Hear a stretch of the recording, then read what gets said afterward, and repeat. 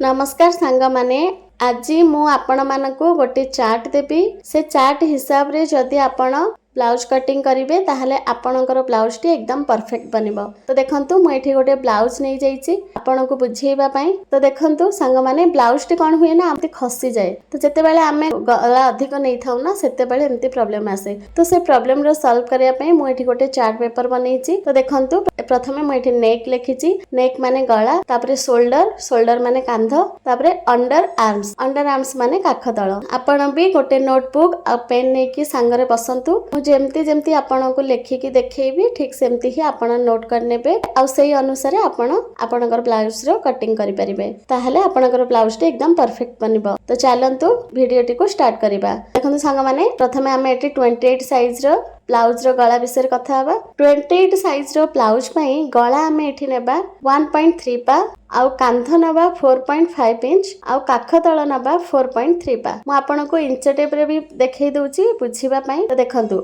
1 inch माने हमर एठी 1 इंच हे गला। 1 इंच पर जो टिके बड़ लाइन टा अछि सेटा होची गोटे पा आ जो आधा इंच हमें जहा को कहू जो तीर चिन्हटा अछि सेटा होची हमर 2 पा। तापरे जो गोटे लंबा लाइन टा अछि सेटा होची हमर 3 पा। माने जो 2 पूर्वरु गोटे लंबा लाइन अछि ताको हमें 3 पा कहिथाउ। जो 2 पूर्वरु लंबा लाइन टा अछि ना देखंतु मैं एठी आंगुठी रखी की देखौची एटा को हमें 3 पा बोली कहिथाउ। तो आशा करूची आपण बुझी जाइथिबे 3 पा काहा को कहंती। तो जदी आपण बुझी न परिबे ताहले मते कमेंट करके कहंतु मो पुणी थरे बुझाई देबी। ठीक अछि। एबे हमें 30 साइज रो ब्लाउज रो गला देखिबा। तो 30 साइज रो ब्लाउज पई हमें एठी नेबा 1.3 पा आउ कांध नबा 5 इंच आउ काख तळ नबा 5 इंच। 32 साइज रो ब्लाउज पई गला नेबा 2 इंच, कांध नबा 5 इंच आउ काख तळ नबा 5 इंच। 34 साइज रो ब्लाउज पई गला हमें नबा 2.1 पा, कांध नबा 5.1 पा आउ काख तळ नबा 5.5 इंच। 36 साइज रो ब्लाउज रो गला हमें नबा 2.5 इंच आउ कांध नबा 5.5 इंच आउ काख तळ नबा 5.5 इंच। 38 साइज ब्लाउज पई गला हमें नबा 2.3 पा, कांध नबा 5.3 पा आउ काख तळ नबा 5.3 पा।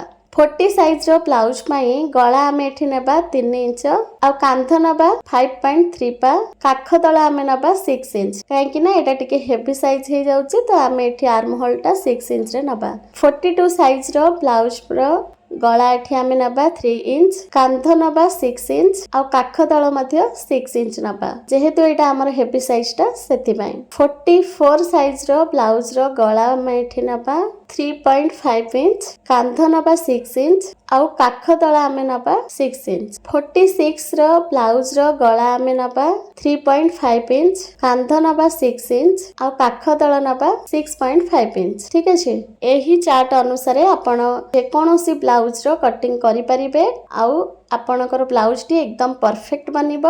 आउ जेहेतु हमर 46 साइज अछि सेति पई म एठी काख तळ 6.5 नैची किंतु 8 अधिक आपण जमा भी नेबे नाही। एबे मो पुणी थरे आपणको टिके बुझेई दोची ताकि भलो से आपण बुझी परिबे। 28 साइज रो ब्लाउज रो नेक नबा हमें 1.3 पा, शोल्डर 4.5 इंच, आर्म होल्स 4.3 पा नबा।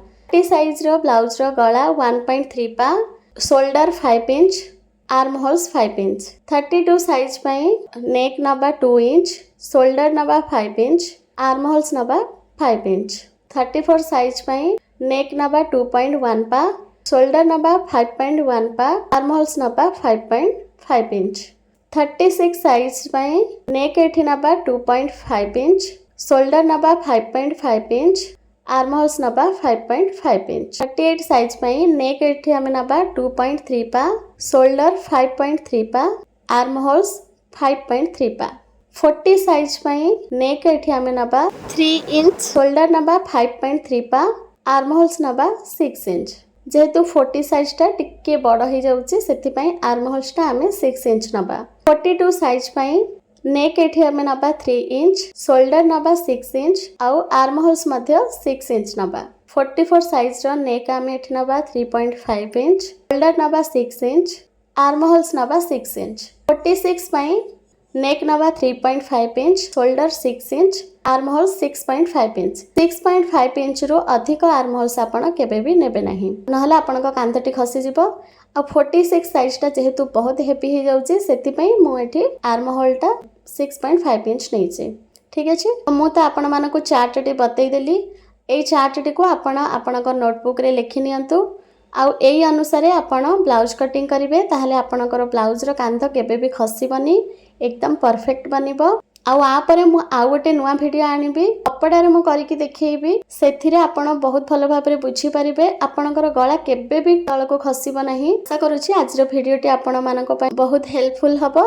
आउ जदि वीडियो टी भलो लागे ताहले वीडियो टी को लाइक कर देबे, चैनल रे नुआ देखुतिले चैनल टी को सब्सक्राइब कर नेबे आउ सांग मानक सहित वीडियो टी को शेयर कर नेबे। रहिली नमस्कार, पुणी देखा हबा गोटे नुआ वीडियो सहित।